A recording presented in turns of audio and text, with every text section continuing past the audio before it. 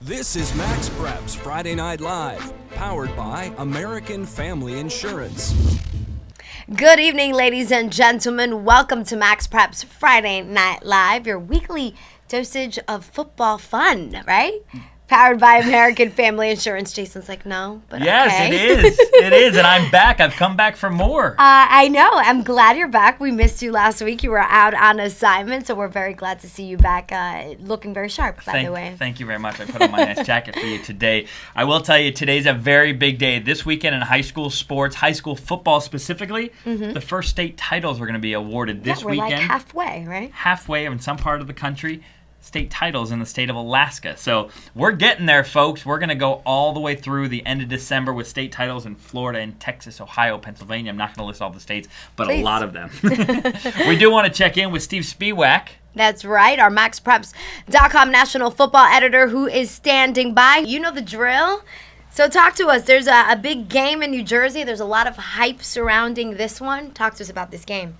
There is. This game has been circled on the calendars of New Jersey high school football fans for months. Don Bosco Prep versus Paramus Catholic. Don Bosco Prep, last year's #1 team in the country, facing Paramus Catholic, which boasts the nation's arguably top junior Jabril Peppers, who was the National Sophomore of the Year last year. However, he was the Sophomore of the Year last year for Don Bosco Prep. And I remember we broke the story in February of Jabril transferring to Paramus Catholic, and immediately this date when these two teams met this fall was circled on the calendars of Don Bosco Prep fans. A lot of bad blood between these two teams, and definitely the biggest matchup in the state of New Jersey for this regular season. So a huge matchup.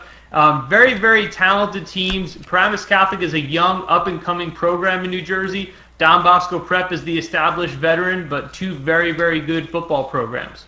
All right, Steven, it's only very normal for us to right now check in with MaxPreps reporter Joseph Santaloquido. He is out there. Joseph, how's it going out on the game? Tell us, how's the atmosphere?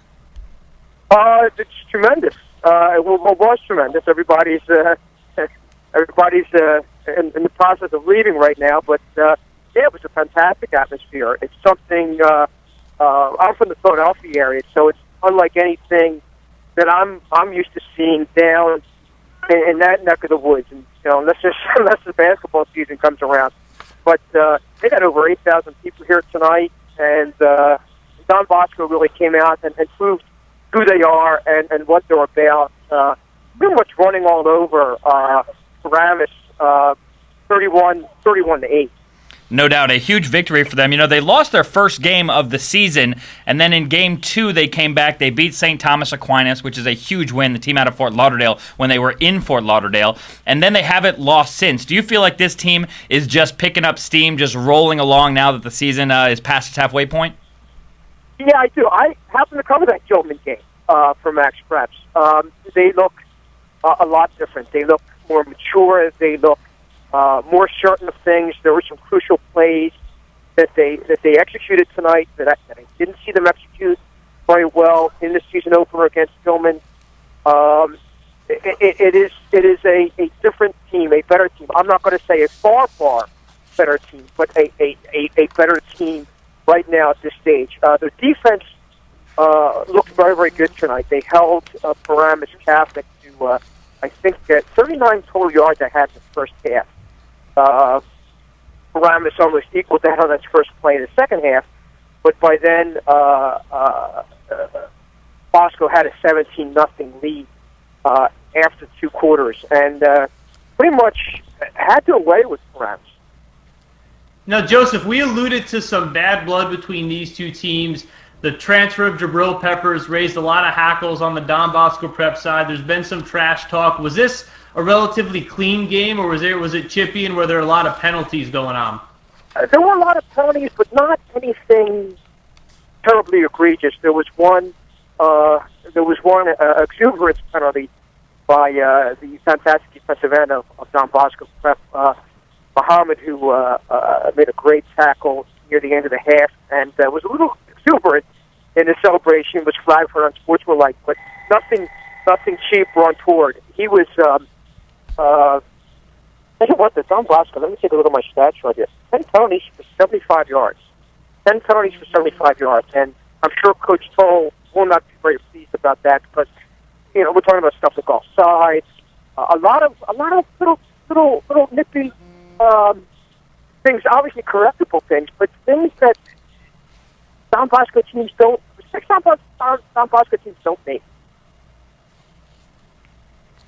Okay, and that was Joseph Santoloquito reporting live for us. Thank you very much, Joseph, for all that information.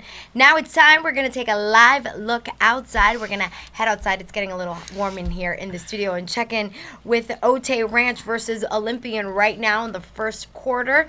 Game just started, as you can tell, 0-0. No doubt, 0-0 for both these teams, not only in this game, but also in the loss column for the season. Both these teams undefeated. Otay Ranch comes in at 6-0. The Olympian Eagles also 6-0 on the season. So looks like Olympian is in black, so we keep track of where we are. And I'll tell you, we're in Chula Vista, California. I got a email this week from a viewer who said, we need to tell you what city we're in. So we'll tell you right now, we're out in Chula Vista, California.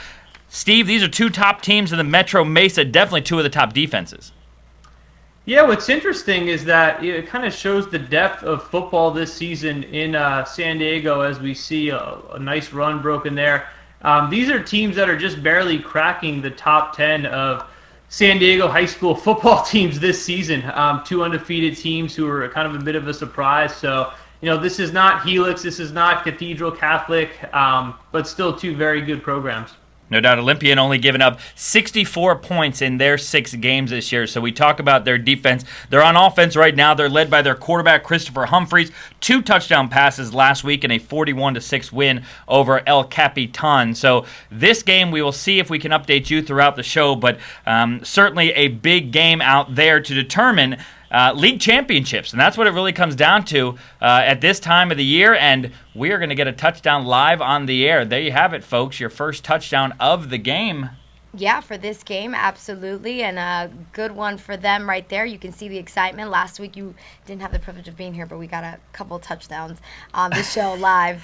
Sorry, Jason, just to I'll take point it. that It's for out. the good of the show. I'll take it. Absolutely. I'll take it. So Olympian up right now 6, Otay Ranch 0 in the first quarter. And, of course, we're going to check in with this live look brought to you by Play on Sports Network throughout the show. But right now I've got something really cool to tell you. If you don't have Instagram, you've got to get it. Do you have it? I don't. I'm too old school. Oh, you've got to get it. But It's you take the pictures. coolest app. Okay. It's the coolest app, and you can take pictures. And we've got this new contest for fans that we want you guys to take part of. Of course, you need your iPhones, and it's real easy because you can win some MaxPreps swag. So what do you think about that?